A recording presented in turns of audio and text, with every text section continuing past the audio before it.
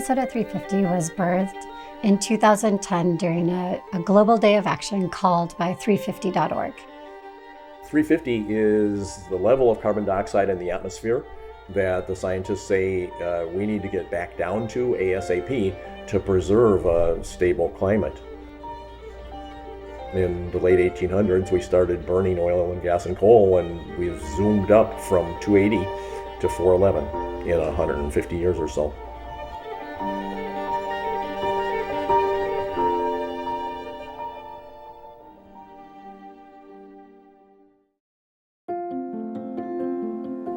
At Minnesota 350, this year has really been about expansion and growth and responding to the number of people wanting to get involved on climate.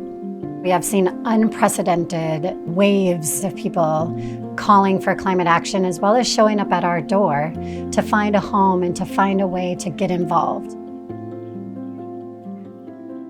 We've been really busy.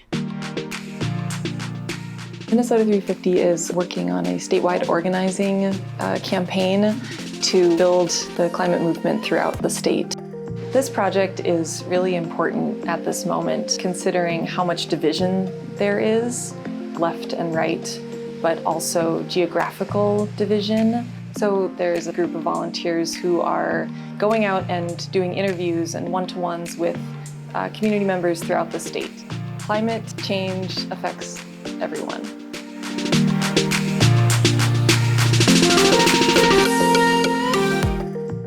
We launched St. Paul 350 in April of this year because we knew that the City of St. Paul was beginning the process for its climate action and resilience plan, and we wanted to be part of that conversation.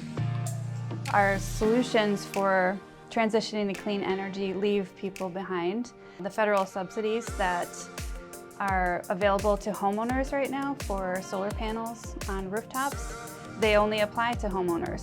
And in communities in Ward 6, that excludes 70% of the people. So when I think about growing MN350, it's more than just growing geographically. It's also about growing into communities that have been overlooked or are underrepresented.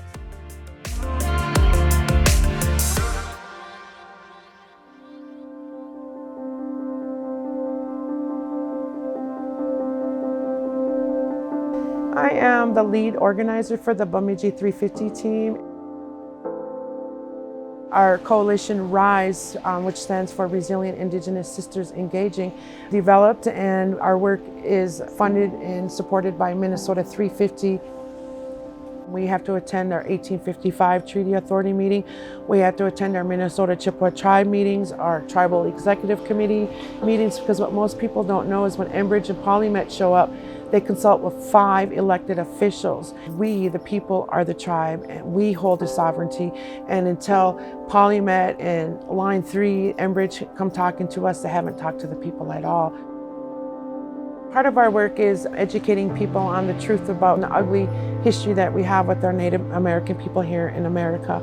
Treaties are not just ours, they're every American's, and until we honor those treaties, everybody is on stolen land. We see pipelines crossing left and right, and we see critical infrastructure. And part of those treaty agreements was to stand as good neighbors, live in peace, and be good stewards of the earth. So if we all uphold our treaty responsibility, our stewardship responsibility, we'd have clean water and air for everybody. This is about everybody. MN350 has opened the doors in their hearts to expanding themselves in a people of color kind of way. Miigwech.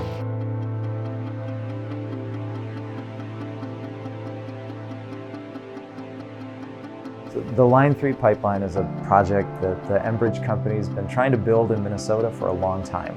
If I was Enbridge, if I was a multi-billion-dollar huge Canadian company, I would be really frustrated right now because we've been basically fighting them to a draw. They said this pipeline would be in the ground 3 years ago, and that hasn't happened. And that's because of our and our partners' work.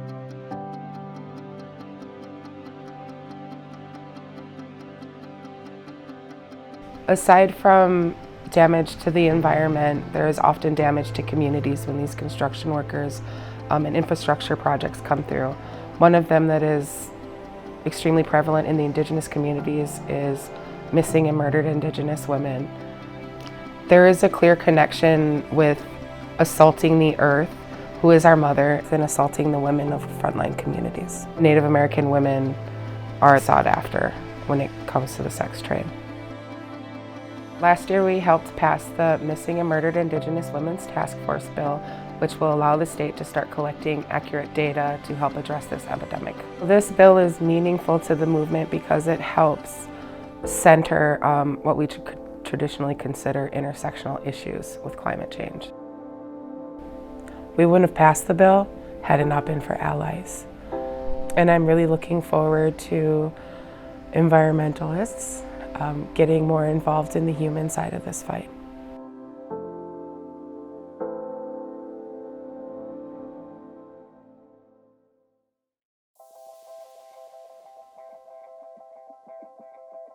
The Policy Action Team is a great group of people committed to bringing systematic, structural change for climate justice by influencing policy at the state level. There's 3 arms of the Policy Action Team. One is divestment, which is focusing on divesting $4.7 billion from public pension funds in Minnesota. And the second one is clean energy initiatives, which focuses on decisive action on climate policy in Minnesota. And then there's the Climate Majority Project, building an active base in 7 key districts in Minnesota. Climate was the top thing representatives heard from their constituents in 2019. But we need more. We need an overwhelming majority on climate to ensure concrete legislation. We've seen some encouraging results of our organizing. Early this year, we put 100% clean energy on the top agenda of the governor and the House of Reps. Now we're gearing up to get the Senate in the coming session.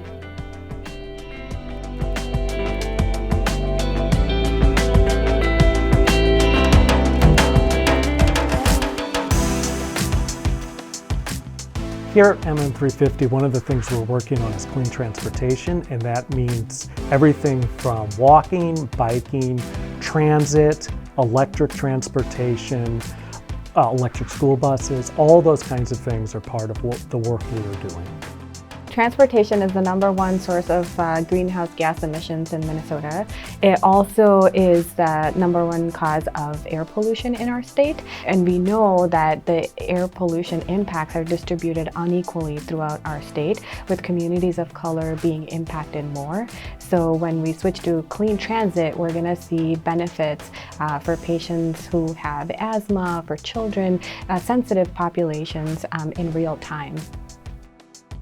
We brought literally hundreds of people to public meetings on clean transportation. We also sent out mailings and things like that, urging the governor to sign on to a clean car standard, which he did. We're the only state in the Midwest who signed on to this. And what this will do is clean up the air. It will also open opportunities for people to buy, for instance, more electric vehicles and get those more available in our state. So it was really a big win.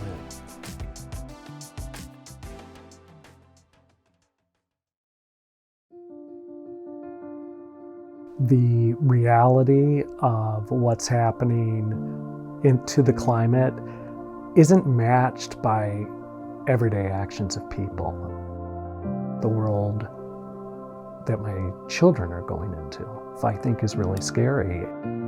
You know, when we want to get something as big as the structural change that we need, it's very easy to opt for efficiency over inclusion. Climate change is the end result of multiple layers and systems of oppression. I think we've really looked at who we are. It's a learning curve, but it's necessary. It can be challenging to hold urgency and justice in the same kind of work. To be comfortable with being uncomfortable. And yet, one of the most rewarding experiences to have is to hold the challenges while also knowing we're winning.